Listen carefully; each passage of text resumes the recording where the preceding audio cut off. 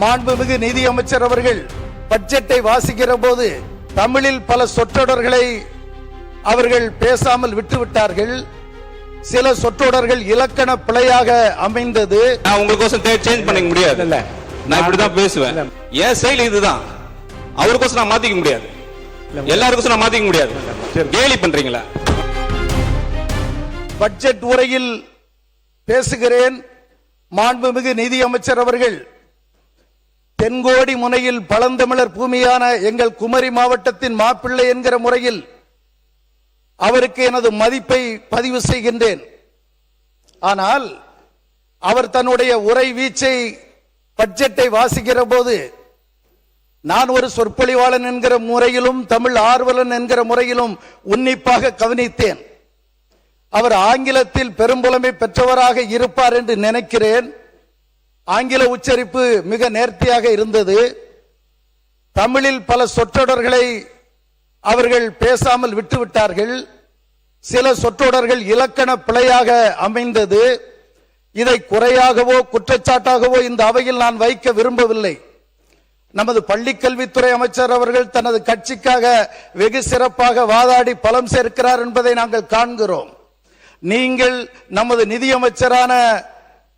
நிதியமைச்சர் அவர்கள் வருங்காலத்தில் அந்த பிழையின்றி பட்ஜெட் வாசிக்கக்கூடிய வாய்ப்பு அவருக்கு இருக்குமேயானால் நீங்கள் அதற்கான முயற்சிகளை செய்ய வேண்டும் என்று பணிவோடு நான் கேட்டுக்கொள்கின்றேன். Sir, thank you. அமைச்சர், நீங்க நேரா என்ன சரி, உங்களை பத்தி கருத்துக்கள் மட்டும் சொல்லுங்க சார். நான் பாஸ்கெட்பால் பிளேயர். ஆக்சுவலா ஒரு அஃபென்ஸா ஆடுவேன், டிஃபென்ஸா ஆடுவேன். எப்போ டிஃபென்ஸ் ஆடணும், எப்போ அஃபென்ஸ் ஆடணும் எனக்கு ரொம்ப நாளா நீங்க கத்துனீங்கன்னா நானும் கத்துவேன். அப்படி வேணாம், குறுக்க பேச வேண்டாம். நான் உங்களை பார்த்தா பேசிட்டு இருக்கேன். ஒரு 30 to 25 இயர்ஸ் எஜுகேஷன் ஃபீல்ட்ல இருந்திருக்கு.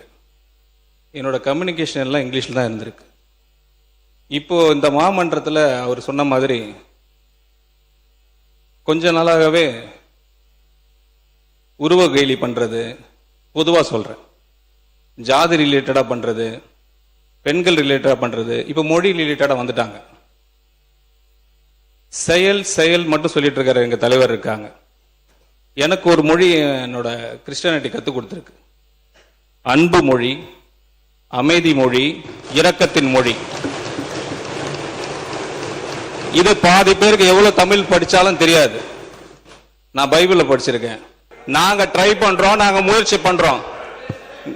நீங்க சம்பந்தமே இல்லாம இந்த உறவு கேலி பண்றது. கடந்த 60, 75 நாட்கள்லாம் மாண்புமிகு முதலமைச்சர் அவர்கள் துறை ரீதியாக நிறைய மீட்டிங் வச்சிருக்காங்க. அது ரிலேட்டடா சில ரிஃபார்மேஷன் பண்ணிருக்கிறோம், நிறைய ரிஃபார்மேஷன் பண்ணிருக்கிறோம். இப்போ கிட்டத்தட்ட பாத்தீங்கன்னா ஒரு 70 நாட்கள் முன்னாடி இருந்ததும் இப்ப இருக்கிற நிலைமை என்ட்ரி டிஃபரெண்ட். கிட்டத்தட்ட 15,000 கோடி ரூபாய் ட்ரெஷரிக்கு வந்திருக்கு. 15,000 crores 65 டேஸ்ல மட்டும். இது ஈஸி கிடையாது, இது வெரி ஈஸி கிடையாது. இது because of the entire effort of the ministry. அதை விட்டுட்டு அதெல்லாம் பார்க்காம நான் உங்களுக்கு அட்வைஸ் கொடுக்குறேன், நீங்க தமிழ்ல இப்படி பேசி எனக்கு யூனிக் இப்படிதான் பேச முடியும். அக்செப்ட் பண்ணுங்க. நான் உங்களுக்கோசம் சேஞ்ச் பண்ண முடியாது. நான் இப்படிதான் பேசுவேன். மக்கள் புரிந்து கொள்ளுகிற வகையில் நீங்கள் நன்றாக தான் பேசினீர்கள். அதோட பிரச்சனை முடித்து அதான் சொல்றேன். மாண்புமிகு பேரவைத் தலைவர் அவர்களே, ரொம்ப லைட்டர் வெயின்ல எடுத்துக்கோங்க. இல்ல, பெரிய கைடன்ஸ் பண்ற மாதிரி பண்ணக்கூடாது. என் செயல் இதுதான். அவருக்கோசம் நான் மாத்திக்க முடியாது. எல்லாருக்கும் நான் மாத்திக்க முடியாது. இல்ல, மாண்பு உறுப்பினர் உட்காருங்க. மாண்பு அமைச்சர் கேலி பண்றீங்களா? மாண்பு நிதியமைச்சர் கொஞ்சம் கோவப்படாதீங்க. மாண்பு நிதியமைச்சர், நான் சொல்றேன், மாண்பு நிதியமைச்சர், இல்ல மாண்பு நிதியமைச்சர், நீங்க வந்து இல்ல இத மாண்பு அமைச்சர் உட்காருங்க. மாண்பு உறுப்பினர் உட்காருங்க. இல்ல இருங்க. இல்ல மாண்பு நிதியமைச்சர் பெருசா எடுத்துக்கொள்ள வேண்டியதில்லை. ஒரு லைட்டர் வெயின்ல எடுத்துக்கோங்க.